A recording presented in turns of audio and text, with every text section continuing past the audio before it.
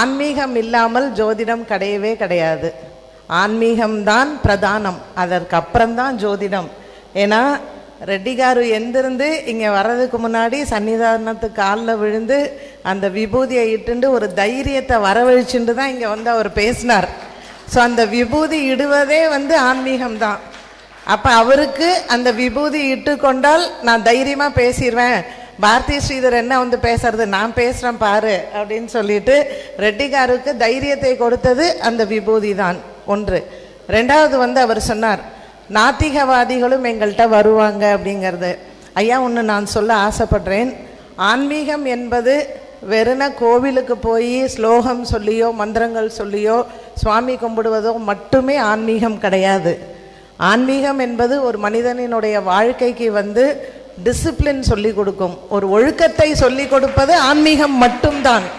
ஜோதிடம் சொல்லி கொடுக்காதுன்னு நான் சொல்லலை. பட் ஆன்மீகத்தை நம்ம வாழ்க்கையில் கடைபிடித்தோம்னால் ஒழுக்கமான வாழ்க்கையை நம்ம வாழலாம். ஒரு மனிதனுக்கு எவ்வளவு கஷ்டங்கள் வந்தாலும் அந்த ஒழுக்கம் என்பது அவனுடைய வாழ்க்கையில் இருந்தால் எத்தனை கிரகங்களினுடைய பாதிப்புகள் இருந்தாலும் அவர் வெளிவந்து விடுவார் அப்படிங்கிறத உண்மையான ஒரு விஷயம். ரெண்டாவது, ஜோதிடர்கள் என்னதான் பலனை பார்த்து சொன்னாலும் கூட பரிகாரங்கள் அப்படின்னு ஒரு விஷயத்தை அவங்க தேடுவது ஆன்மீகத்தில் மட்டும்தான். ஒரு கோவிலுக்கு போய் எல்லா கிரகங்களுக்கும், இப்போ நவகிரக ஸ்தலங்கள் எடுத்துட்டீங்கன்னா இங்கே இருக்கக்கூடிய ஸ்தலத்தில் சனீஸ்வர பகவானுக்கு அருள் பாலித்து கொண்டிருப்பவர் நம்ம தர்பானீஸ்வரர் தான். ஒரு கிரகத்திற்கான தோஷ நிவர்த்தியை சுவாமி தான் அதை செய்கிறார். ஒவ்வொரு கிரகமும் ஒரு ஒரு ஸ்தலத்தில் அதற்காக பல காலம் சந்திரனுக்கு சாபம் வந்தது, நம்ம செவ்வாய்க்கு சாபம் வந்து எல்லா கிரகங்களினுடைய சாப நிவர்த்தி நடந்த ஸ்தலங்கள் எல்லாமே ஆன்மீகத்தை தேடி இந்த கிரகங்கள் போனதுனால தான். அங்கே போய் அவங்க ஒவ்வொரு இடத்துலையும் உட்கார்ந்து அதற்கான தெய்வங்களை வழிபாடு செய்து அவங்க சாப விமோச்சனங்கள் பெற்றார்கள். ஸோ ஒரு மனிதனுடைய வாழ்க்கையில் அவங்க ஒரு முக்தி அடையணும், இல்லை அவங்க ஒரு இடத்துல இருந்து அடுத்த நிலைக்கு போகணும் அப்படின்னா ஒரு மனிதன் ஆன்மீகத்தை மட்டும்தான் அவர் கடைபிடிக்க முடியும். அதற்கு ஜோதிடம் வேணால் ஹெல்ப் பண்ணலாம். நான் ஆன்மீகத்தில் எப்படி இருப்பேன் அப்படிங்கிறதுக்கு ஜோதிடம் ஒரு வாழ்க்கையில் ஒரு மனிதனுக்கு ஒரு கைட்லைன் தான். ஆனால் ஆன்மீகம் என்பது அவங்களுடைய எண்ட் அப்படின்னு சொல்லலாம். ஒரு ஜீவாத்மா ஒரு பரமாத்மா கிட்ட போய் இணையணும் அப்படின்னு சொன்னால் அது ஆன்மீகத்தால் மட்டும்தான் முடியும். அதற்கு ஜோதிடத்தை சிறிது ஊறுகாயாக நம்ம தொட்டுக்கொள்ளலாமே தவிர அதை சாதமாக உட்கார்ந்து நம்ம சாப்பிட முடியாது. ஐயா கேட்குறாங்க, உங்கள்கிட்ட வர்றவங்க ஜாதகத்தை எடுத்துட்டு வராங்களா, சைவ சித்தாந்தம் சொல்லிக் கொடுன்னு வராங்களான்னு கேட்குறாங்க. புரியல. எது?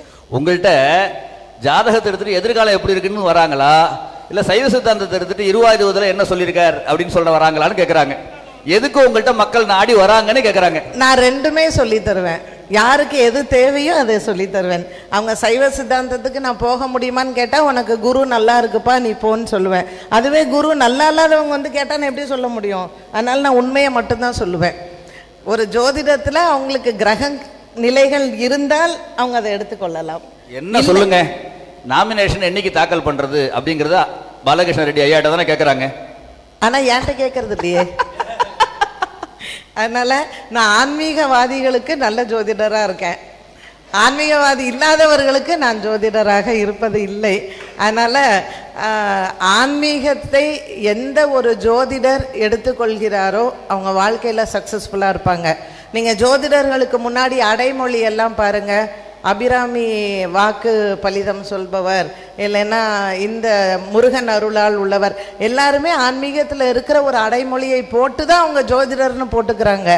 ஸோ தனிப்பட்ட அவர்கள் ஒரு நவகிரக பெயரை போட்டுக்கிறதே கிடையாது.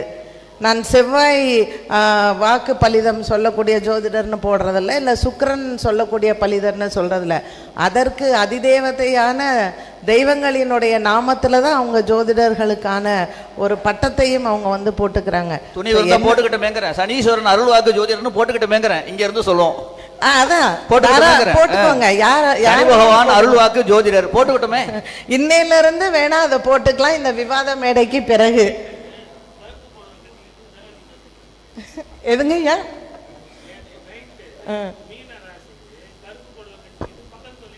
ஆமாம், சனீஸ்வர பகவானுக்கு கருப்பு பிடிக்கும், அதனால நான் போட்டுன்னு வந்தேன். ஒரு மாநாடு இப்படி நடத்துகிறாங்க, அதில் பளிச்சுன்னு நான் வந்து உட்காண்டனா இல்லையா? அதுவும் கலந்து தானே. நான் நேத்தி ஜோதிடராக உட்காந்துருந்தேன் சார், இன்னைக்கு தானே ஆன்மீகம் பேச சொல்லியிருக்காங்க. நேத்தி நான் ராசி பலன் தானே சொல்லி ஆகணும். சன்னிதானத்தை பார்த்ததுக்கு அப்புறம் ஆன்மீகமே அப்படின்னு முதன்மையா பேசணுங்கிற முடிவுக்கு வந்துட்டாங்க. ஆமா, கண்டிப்பாக. முடிவுல வந்திருக்காங்க. ராஜா சுவாமி என்கிட்ட ஃபர்ஸ்ட் கேட்டார், நீங்க எந்த தலைப்புமா பேசுறீங்க அப்படின்னு. நான் ஃபர்ஸ்ட் சொன்னதே நான் ஆன்மீகம் பேசுறேன் அப்படிங்கிறதுக்கு தான். ஸோ ஆன்மீகம் இல்லாமல் ஜோதிடம் என்றுமே கிடையாது. நான் ஒரு ஜோதிடராக இருந்தாலும் கூட நான் வந்து என்னைக்குமே ஆன்மீகம் இல்லாமல் ஜோதிடம் இல்லை அப்படிங்கிறதான் கருத்தை நான் திரும்ப திரும்ப சொல்லுவேன். அது இவங்களும் ஒத்துக்கொள்ள வேண்டிய ஒரு விஷயம்தான். ஏன்னா ஜோதிடம் வந்து தனிப்பட்டு கிடையாது, ஆன்மீகத்தோடு சம்பந்தப்பட்ட ஒன்று தான்.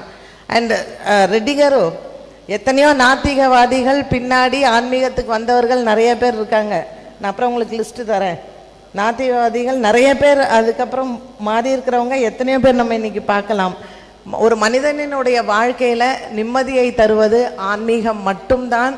ஆன்மீகத்தில் இருக்கிறவங்களுக்கு மனசு என்றைக்குமே ரொம்ப லேசாக இருக்கும், அவங்க பாரத்தை சுமப்பது கிடையாது.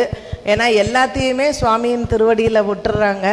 அதனால் ஆன்மீகம்தான் வாழ்க்கையில் ஒரு மனிதனை மேம்படுத்த முடியும் அப்படிங்கிறத சொல்லி வாய்ப்பை தந்த இந்த அரங்கத்திற்கும் சன்னிதானத்திற்கும் என்னுடைய மனமார்ந்த நன்றியை தெரிவித்துக் கொள்கிறேன். நன்றி, வணக்கம்.